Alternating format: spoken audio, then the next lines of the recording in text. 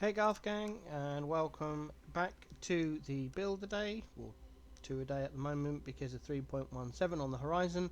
Today we are looking at another character in my collection in standard, and this is a Gladiator Lacerate bleed build. Fallen out of favour at the moment due to nerfs, but I've still kept this character around. It's was one of my favourite playstyle characters to level through. I did that for several leagues. Yeah, so this character has 369 deaths. Oops. It is 763 days old, so the amount of times I've died is appropriate for the age of the character, given that this character was played extensively in a few leagues. So, well, not this particular character, but the build.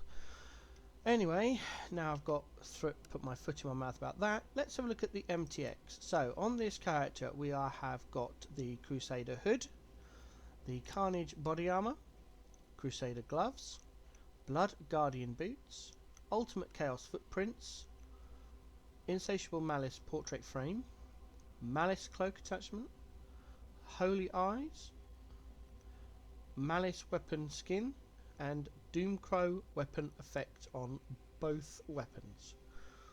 Gem MTX, I don't think we've just got the Carnage aura on one of our auras. The rest, as you can see, are not done. As for the gear, I had a quick look before I started the recording. This is no legacy gear on here, other than the flasks, which are terrible. So they all need replacing. So we'll go over the gear. We have a siege axe here, which I brought from trade. Fizz DPS weapon. I've got no idea what the PDPS of it is. You'd have to have a look. In the axe we have our anomalous cast from damage taken, level 5 immortal cool, level 7, and the increased duration support, which will go up to level 20. In the helm, which I crafted myself in one of the harvests before you are no longer able to augment influence modifiers, so I actually crafted this. I slapped a fire res on there, managed to get a little bit of life, some armor hybrid with some more armor, got the fire resist, got the strength, and then I just needed to spam the fizz mod to get the nearby enemies take 9% increased fizz damage, and then I crafted the life. So that's how that's done. And in here we have our movement skill, which is leap slam, faster attacks, endurance charge on melee stun, and life support. I do love using Soul Taker, so the DPS is significantly nerfed because of that. I know a lot of people use the old sword and board, i.e. one-handed weapon and a shield for this build. I still prefer using Soul Taker because then I can just reserve all my mana. This is a particularly nice Soul Taker. It's got the max cold resist on there, the max increased attack speed, and it's 1 dot away from the increased physical damage. I brought this axe in standard for about 3x, I think. The axe can be available in any league. There are div cards that you can get the Soul Taker from and it still drops, and then it's just a case of either hoping to get a decent one or divining it to get this level.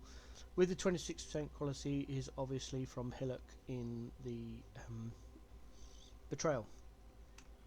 Down to the boots, because we are using Leap Slam, we don't need movement speed. This just happened to be a set of boots I had laying around with the right resists, some life, and the prefix open, so I can put cannot be frozen on there.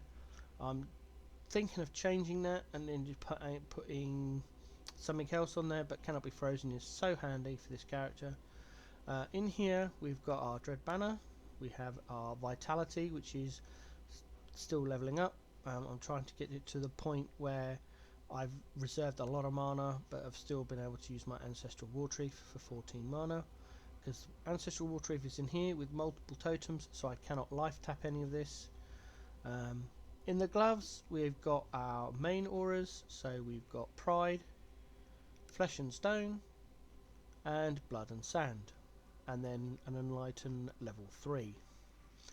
And then for our body armor, we are running a Belly of the Beast with the mana quality on there because it came with that. I might need to replace that. I think I will do. Not sure why I went for mana. Anyway, this has the max roll for elemental resists, a nice armor roll, and the max increased life roll. I believe I also brought that from standard, hence the harvest craft on there. It was quite cheap, and it was also already 6-linked. In here we do run our main ability, which is Lacerate, anomalous Lacerate, and we got the bleed mod on there from the anomalous effect, and then we've got brutality, pulverize, multi-strike, melee fizz, and impale. As for our belt, yep, it's a Rislathers with quality attack modifiers, so we've got the best less minimum fizz roll and an okay-ish more max. The strength is alright, the fizz attack damage is fine, and the max life is okay. All good. Rislathers coil. Onto the rings, they are both Warlord, so we've got the increased melee damage prefix on there, and then it's just resists and life with some fizz attack damage, and same for the other one really. It's got the increased melee damage on there. I've divined this one a few times to try and get the melee mod up, but then I hit a really nice cold res and lightning res, so I left it. The life is a tier 6 life roll, which is obviously not great, but everything else is okay-ish. It's mainly there for the melee mod with the backed up with life and resists. And then for our amulet, I've tried a few different amulets on here. Probably a better one would be a pride alls, and then we could run a max level vitality, or we could just change the entire auras around and possibly squeeze in a determination for extra stuff. But anyway, it's a well rolled, near perfect carnage heart. Damage while leeching is below par, but the physical attachment is leeched. We've got a max roll LA res, max roll to attributes, max roll implicit with sleight of hand, and that's qualityed attributes. The rings are attack modifiers quality on that one, and that one as well for the melee mod. That's the rundown of the gear. Flasks, as I said, are out of date. The trinket again is the smuggler's cache. Everything else is irrelevant. So we've got a defunct life roll flask. We've got a I apologise, a legacy lion's roar. I did not realise it was legacy. A defunct basalt flask, a defunct quartz flask, and a defunct sulfur flask. They'll all change once 3.16 ends, and I port over all the flasks I've been collecting from 3.16 at the right item level, and then I'll start rolling them. Defences. So all we're just showing here is that our resists are way above cap, so I could probably do with dropping some in favour of other mods. Our chaos resist is too low. This character has been in standard for a long time, possibly a year and a half, without much upgrades. So maybe I'll start farming some gear in 3.17 for this character, just to update the gear, get some more chaos resist. And we'll go from there. Passive tree, we've taken Blood in the Eyes, Gratuitous Violence, Arena Challenger, and Outmatch Outlast as our ascendancies. I have no idea how I leveled this character. I'm assuming it'll just, well, nowadays it'll probably just be Frostblades into Bladestorm into Lacerate. Once you hit BA, Lacerate does very little damage until you start getting into BA, where you can then start getting your 5-link, 6-links, and then socketing the gems, pick up a Soul Taker, and at that point the build kicks off, in my opinion, if you build it this way.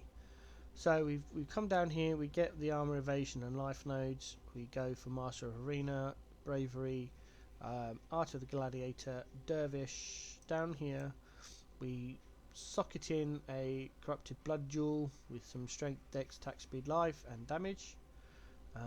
Come down here for the life with the 50 to life. Here for cloth and chain, which is probably now defunct. Actually no, the cloth and chain is quite good. The resist modifiers are irrelevant. Along here for all the dex nodes, and up here for forceful skewering and dread banner efficiency. Here for feller of foes, and the enemies are destroyed on kill. We get both ambidexterity and blade barrier. We come back along here and we take Hatchet Master and Bastion Breaker.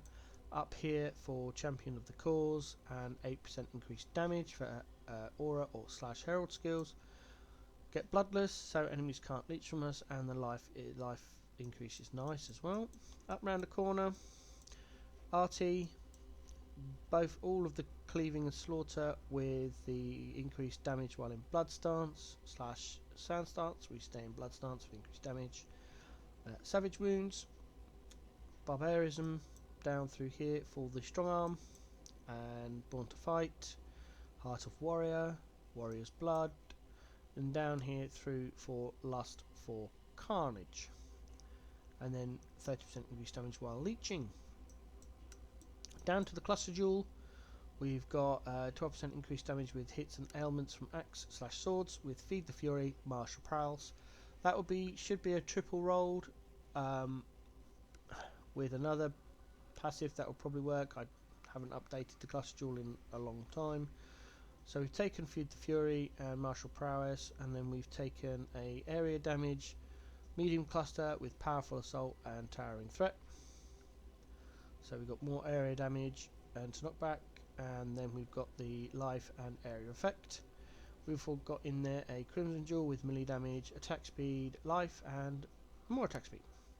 And then we've got our Watcher's Eye, a double Pride Watcher's Eye. I didn't even realise I had this. Wow. Okay, cool.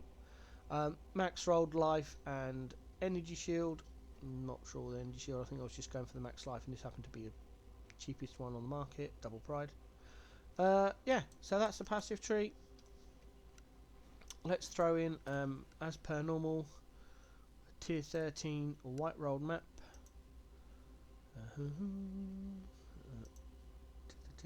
Oh, I'm starting to run out of maps because I keep doing this.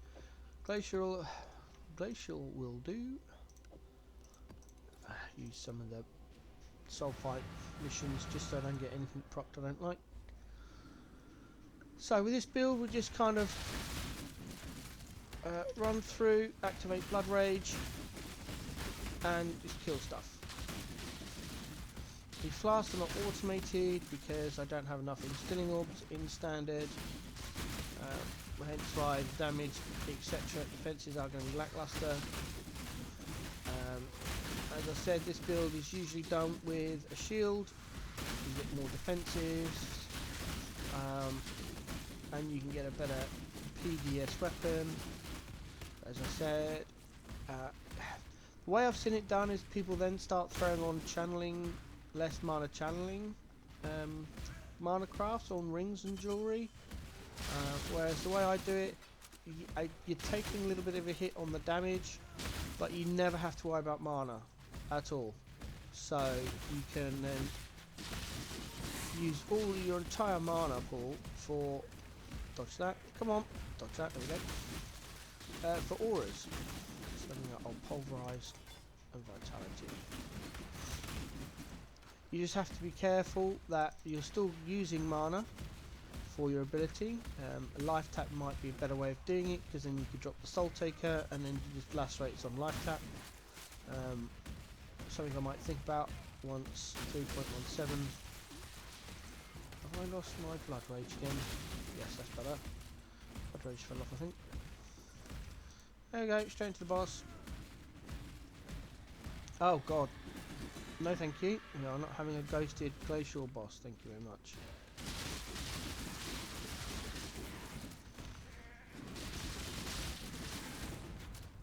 Right, we drop our totems, drop the curse, use our rifle, wait for him to become exhausted.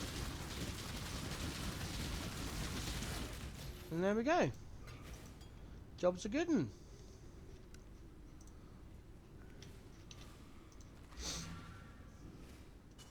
I hope you enjoyed this video. I'm not sure when I'll do the next one.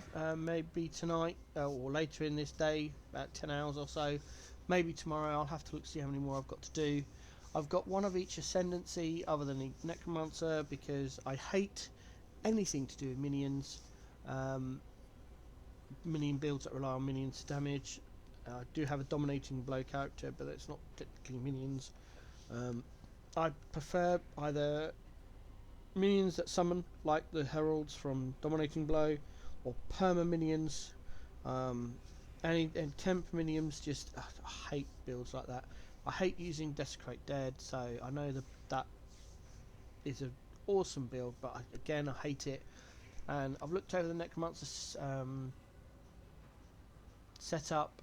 You can do Absolution with Necromancy, but you still rely on Spectres and stuff, which I hate. So, bit of a tangent at the end of this one, but yeah, I'll have a look at the other builds I have to go through, and we'll do some more videos. Hopefully all before 3.17. I'll touch on a manifesto video, probably. I know it's been a couple of days since it's been out, and all the big YouTubers and content creators have done their thoughts. I should do one, I'll probably. Catch you next one.